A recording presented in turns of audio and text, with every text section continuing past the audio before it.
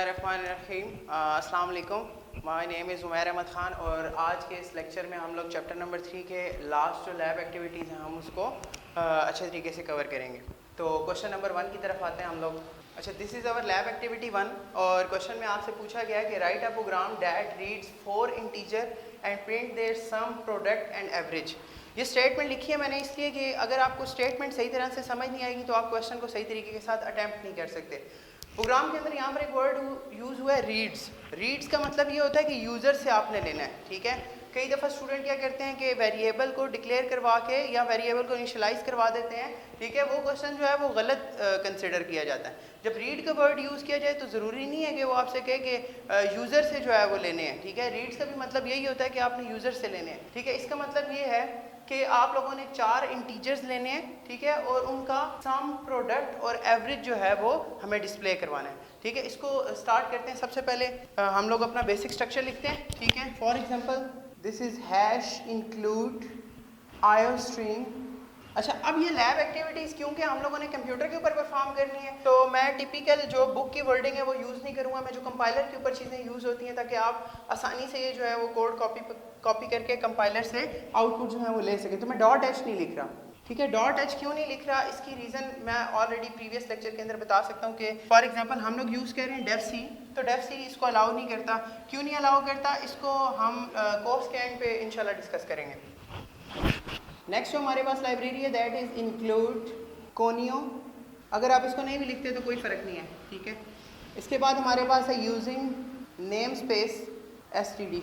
अब ये case sensitive language है और सी की जो ज़्यादातर जो वर्डिंग है वो स्मॉल लेटर्स के अंदर है, ठीक है। तो ये सारा कुछ जितना भी मैं लिख रहा हूँ वो स्मॉल लेटर्स के अंदर है। फिर आपके पास इंट, मेन और यहाँ से आप लोगों का क्वेश्चन शुरू होगा, ठीक है। अब ये body of the main function है। इसके अंदर सबसे पहले वो क्या कहता है कि आप लोगों ने 4 इंटीजर्स को हम लोगों ने लेने हैं, 4 इंटीजर्स हम लोगों ने लेने हैं, ठीक है। अब 4 इंटीजर्स हम लोग सबसे पहले, अब देखें प्रोग्रामिंग के अंदर कभी भी वेरिएबल हम बगैर डिक्लेयर किए उसको यूज़ नहीं कर सकते, ठीक है। तो हमें सबसे पहले उसको डिक्लेयर करवाना पड़ता है। तो फॉर एग्जांपल हम लोग 4 इंटीजर्स डिक्लेयर करवाते हैं। Let's suppose int value 1 comma value 2 comma value 3 comma value 4। अच्छा, यहाँ पर देखें उसके बाद वो क्या कहता है कि हमें सम के लिए, तो सम के लिए भी एक आपको वेरिएबल रिक्वायर्ड है, एक आप लोगों को प्रोडक्ट के लिए रिक्वायर्ड है और एक आप लोगों को एवरेज के लिए रिक्वायर्ड है, ठीक। अब फॉर एग्जांपल यहाँ पर हम लोग देखते हैं सम। अच्छा, यहाँ पर थोड़ी सी आप लोगों ने कॉमन सेंस को यूज़ करना है।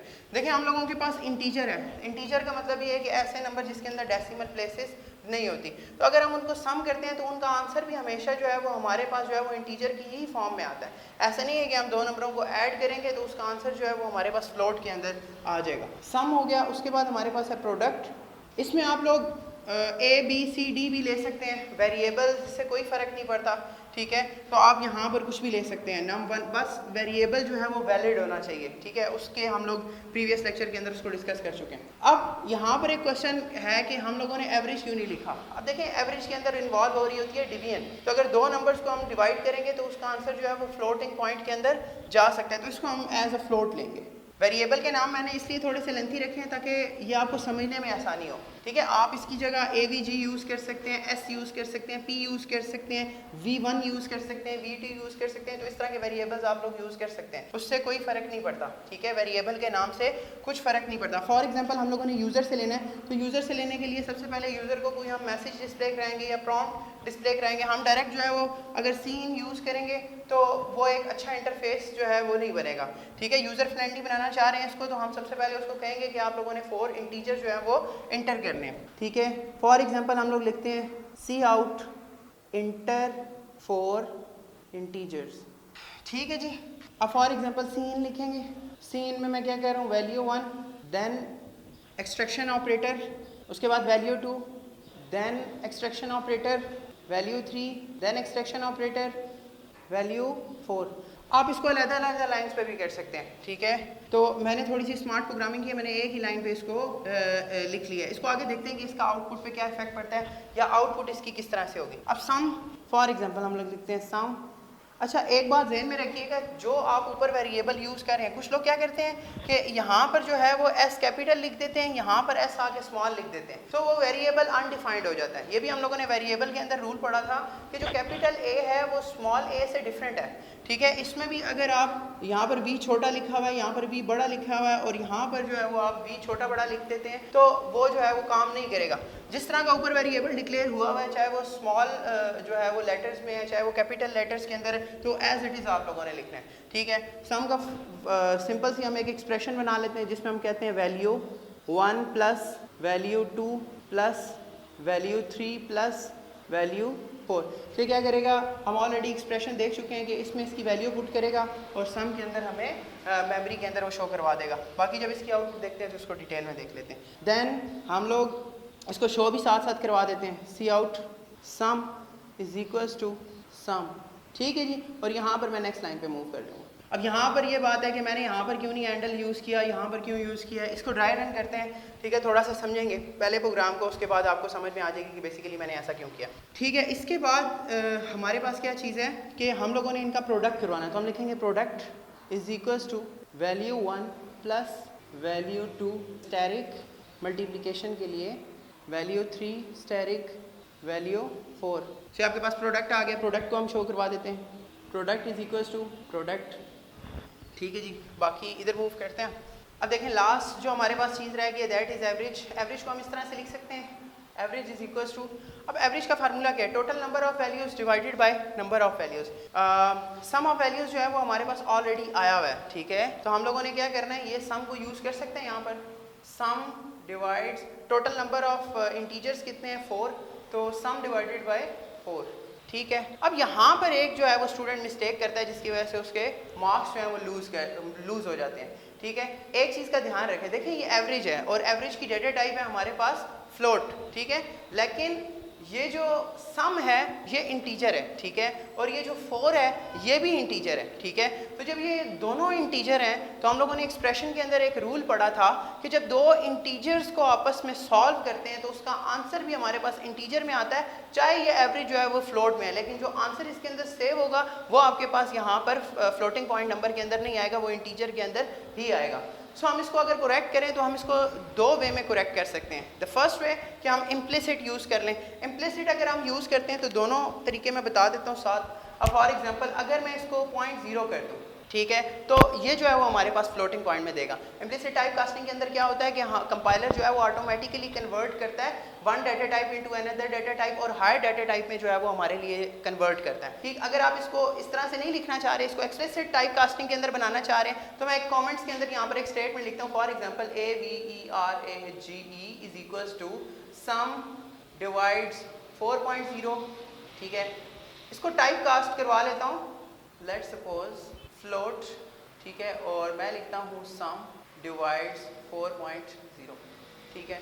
सो इस तरह भी मैं जो है वो कर सकता हूँ। दिस इज एक्सप्लिसिट टाइप का this is implicit type casting जिसमें ऑटोमेटिकली कन्वर्ट होता है, और this is explicit type casting जिसके अंदर हम कोई कास्ट ऑपरेटर यूज़ करते हैं, ठीक है। इस चीज़ का लाजमी ख्याल रखिएगा कि आपके पास आंसर जो है वो क्या आ रहा है, ठीक है। अब जो है वो आप इसको डिस्प्ले करा सकते हैं। फॉर एग्जाम्पल हम लोग लिखते हैं C out average is equals to, अब यहाँ पर वही कॉमन मिस्टेक जो आती है, यहाँ पर मैंने ए जो है वो स्मॉल लिया है और यहाँ पर अगर मैं स्मॉल नहीं लिखूंगा कैपिटल लिखूंगा तो वो उसको अनडिफाइन कर देगा, वो कहेगा ये वेरिएबल जो है वो डिक्लेयर हुआ वही नहीं है, ठीक है। तो कोशिश करें कि जो है वही चीज़ यूज़ करें जो आपने ऊपर डिक्लेरेशन में करवाई हुई है। और एक और बात कि हम बगैर डिक्लेयर करवाए हुए कोई भी वेरिएबल जो है वो यूज़ नहीं करते। सी आपको फैसिलिटी देता है। फॉर एग्जाम्पल ये एवरेज था और आप लोग ऊपर डिक्लेयर करवाना भूल गए हैं, तो आपने जहाँ पर इसको यूज़ किया है उससे एक लाइन ऊपर भी आप इसको जो है वो डिक्लेयर जो है वो करवा सकते हैं, ठीक है। एंड देन इस प्रोग्राम को ख़त्म करते हैं गेट ch, ठीक है जी। अब इसकी कुछ मेमोरी की तरफ आते हैं, ठीक है, इसकी कुछ चीज़ें देखते हैं। फॉर एग्जांपल यहाँ पर हमारे पास है इसकी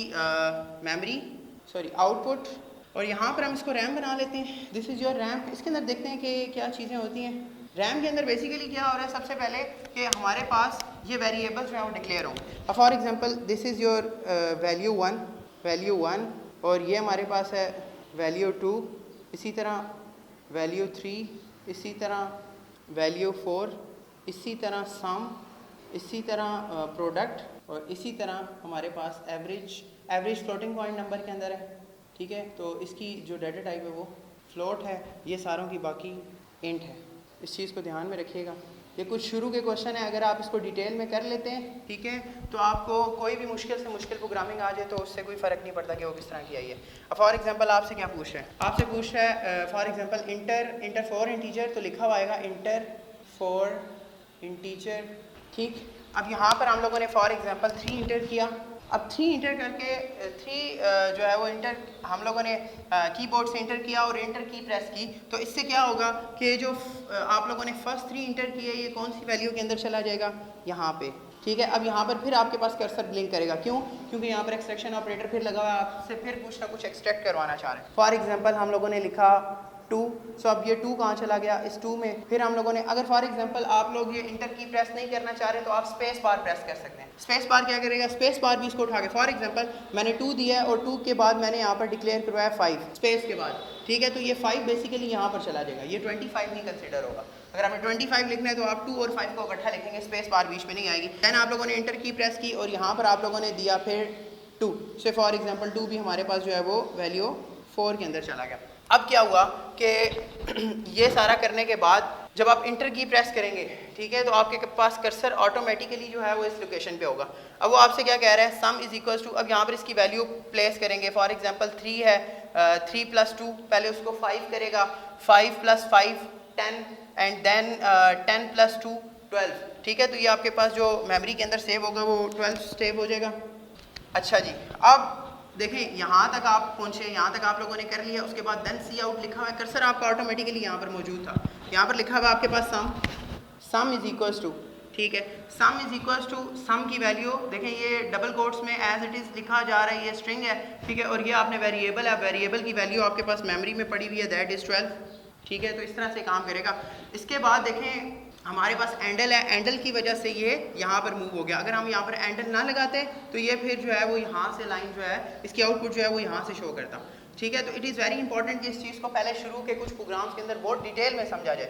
बाकी जब हम प्रोग्राम करेंगे तो हम इतनी डेप्थ में, इतनी डिटेल में उन प्रोग्रामिंग को नहीं करेंगे, बस इस कंसेप्ट होना चाहिए आपको कि इसी तरह से काम करता है। देन प्रोडक्ट है, प्रोडक्ट के अंदर देखें एक्सप्रेशन का वही जो रूल, पहले इन दोनों को, देन इन दोनों को, देन इन दोनों को। अब देखें हमारे पास क्या है कि वैल्यू 1 हमारे पास 3 है, 3 2s are 6, ठीक है, 6 5s are जो है वो 30 एंड 32s are बेसिकली 60, तो ये हमारे पास जो 60 है वो यहाँ पर सेव हो गया, ठीक। अब ये काम किस तरह से कर रहे हैं कि स्टेप बाय स्टेप जो हम लोगों ने एक्सप्रेशन जो है वो पुट की थी, वैल्यू 1 के ऊपर ये जो है वो वैल्यू रखेगा आपके पास जो थी 3, तो देन इस तरह से ये जो है वो काम कर रहा होता है। अब देखें, अब प्रोडक्ट के अंदर आपके पास चला गया 60। अब यहाँ पर देखें आपके पास क्या लिखा हुआ है, प्रोडक्ट इज इक्वल्स टू 60, ठीक है। उसके बाद क्या हो रहा है आपके पास, सम की वैल्यू देखें, सम की वैल्यू अगर हम देखें मेमोरी के अंदर तो सम की वैल्यू आपके पास है 12, ठीक है, 12 डिवाइडेड बाय 4, तो आंसर इज 3।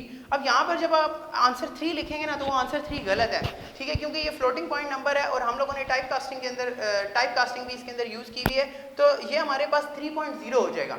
अगर आप यहाँ पर भी खाली 3 लिखते हैं तो वो आंसर आपका गलत कंसिडर होगा। सो छोटी छोटी सी बातें, इसको प्रोग्रामिंग के अंदर थोड़ा सा आप लोग जो है वो जहन में रख के उसके बाद प्रोग्रामिंग स्टार्ट करिएगा, ठीक है। हम लोगों ने क्या लिखा हुआ है, एवरेज के अंदर क्या हुआ, इस तरह सम की वैल्यू यहाँ पर प्लेस हुई, उसको 4 से आप लोगों ने डिवाइड किया है, तो 12 डिवाइड्स 4 वो हमारे पास आंसर आता है 3.0, ठीक है, because of explicit type casting, या फिर दूसरी अगर आप यूज़ करना चाहिए वो मैंने कमेंट आउट कर दिया, यानी कि दोनों में से कोई एक लाइन जो है वो आपके पास यूज़ होगी। This is your first lab activity, ठीक है। ये इतनी डिटेल में कराने का मकसद यही था कि आप लोग जो है वो इसकी बेसिक्स को जो है वो अंडरस्टैंड कर लें। जब आप बेसिक्स को अंडरस्टैंड कर लेंगे तो बाकी आगे जो है वो प्रोग्रामिंग कुछ भी नहीं है, ठीक है, just the combination of these lines. अब ये लाइंस का कोड जितना मर्जी आप लंबा कर दें, ठीक है, इसको यहाँ से शुरू करें वहाँ तक ले जाएं, इससे कोई फ़र्क नहीं पड़ता। आप बस ये जो है लाइन बाय लाइन जिस तरह की जो इंस्ट्रक्शंस लिखी हुई हैं, ठीक है, उसी तरह से अगर आप लेके चलेंगे तो वो बड़े अच्छे तरीके से आप लोगों की जो है वो कवर हो जाएगी। Move to the next question. अच्छा, this is our second question और इसके अंदर आपसे क्या पूछा गया कि write a program that reads length and breadth of the rectangle and prints its area, ठीक है। इस क्वेश्चन में आप लोगों को अगर इस टाइप के क्वेश्चन दिए जाएं तो आप लोगों को एरिया का फार्मूला पता होना चाहिए। जब तक आपको एरिया का फार्मूला नहीं पता होगा तब तक आप ये क्वेश्चन सॉल्व नहीं कर सकते। This is simply a maths, ठीक है। एरिया जो है वो हमारे पास let's suppose A is equals to length into width या लेंथ इनटू ब्रेड्थ जो है वो हमारे पास जो है वो लिखा जाता है, ठीक है। इसके अंदर मैं थोड़ा सा स्मार्ट कोडिंग करूँगा, थोड़ा सा वेरिएबल्स को जो है वो डिक्लेयर करवाते हुए अपना टाइम बचाऊँगा। ठीक है, आप चाहें तो आप सही तरीके के साथ पूरी वर्डिंग इसको यूज़ कर सकते हैं। ठीक है, पूरा पूरा लिखना चाहें तो पूरा पूरा लिख सकते हैं। फॉर एग्जांपल लेट्स से कि हमारे पास, अब देखें लेंथ और विड्थ जो है वो हमारे पास दोनों फ्लोट में होती हैं रेक्टेंगल की। ठीक है, यानी कि इंटीजर में भी हो सकती है, फ्लोट में भी हो सकती है। तो इंटीजर में अगर आप 3 भी लिखते हैं तो वो 3.0 कंसिडर हो जाएगा, उससे कोई फ़र्क नहीं पड़ता। तो हम फ्लोट डाटा टाइप ले लेते हैं। For example let's say float, अब हमारे पास हम लोगों ने क्या लेना है, एल लेंथ के लिए, बी ब्रेथ के लिए। ठीक है, आप ये पूरा पूरी वर्डिंग भी यूज़ कर सकते हैं, उससे कोई फ़र्क नहीं पड़ता। एंड देन लास्ट में हमारे पास एरिया। ठीक है जी, अब आप लोग फॉर एग्जांपल रीड का वर्ड यूज़ हुआ है अगेन, तो आप लोगों ने यूज़र से लेना है। लेट्स सपोज मैं यूज़र से रिक्वेस्ट करता हूँ C out enter length and then C in, L के अंदर इसको स्टोर करवा दूँगा। नेक्स्ट लिखूंगा। अच्छा, ये काम मैं इकट्ठा भी कर सकता हूँ, इंटर लेंथ एंड विड्थ, तो आप सारा कुछ एक ही काम कर सकते हैं जो मैंने नेक्स्ट प्रोग्राम में करवाया। सो एक ही काम को करने के काफ़ी सारे तरीके हो सकते हैं। Then C out inter breath C in B area, area को हमने ए से डिनोट किया, आप चाहें तो पूरा लिख सकते हैं, इज इक्वल्स टू, हमें पता है कि ये किस चीज़ के इक्वल होता है, L asterisk B. So automatically दोनों जो है वो फ्लोट के हैं, तो इसमें टाइप कास्टिंग की ज़रूरत नहीं पड़ेगी। देन अगेन हम लोग C out area is equals to, या एरिया ऑफ रेक्टेंगल, जो भी लिखेंगे वो एज इट इज़ आ जाएगा। ठीक है, आप इसको डिस्प्ले करा सकते हैं ए। ठीक है, गेट सी एच, और ये प्रोग्राम आपका एंड हो गया। जल्दी से देखते हैं इसकी आउटपुट को। This is your output. ठीक है, मेमोरी का ब्लॉक बनाते हैं। तो मेमोरी के अंदर हमारे पास कितनी स्पेसेस हैं, 1 2 और 3, ए एल और बी, तीनों की डाटा टाइप जो है वो क्या है, फ्लोट। लेट सपोज ये हमारे पास सी आउट लिखा हुआ है, तो हम लोग लिखेंगे इंटर लेंथ। लेट सपोज हमने दिया है 3.0, या हम 3 भी लिखेंगे तो वो 3.0 ही कंसिडर होगा। 3.0 यहाँ पर आ गया। उसके बाद हम लोगों ने लिखा है इंटर ब्रेथ हम लोगों ने लिखा है 4.0। लेट सपोज, तो 4.0 आपके पास यहाँ पर सेव हो गया। एरिया की वजह से जो है वो कन्वर्ट हुआ है, तो ये हमारे पास 12 आंसर आ जाएगा, वो एरिया के अंदर पड़ा हुआ है। देन हम लोगों ने लिखना है सी आउट एरिया लिखा हुआ है। अच्छा, ये इंटर की वजह से हमारे पास जो है वो कर्सर जो है वो नेक्स्ट लाइन पे आ गया था। अब एरिया में area is equals to, area की वैल्यू जो है वो ए में है, देन एक्सट्रैक्शन ऑपरेटर लगा हुआ है आपके पास, ए हम लोगों ने लिखा है यहाँ पर 12। ठीक, and then your get C H, आप लोग इस तरह से कर सकते हैं।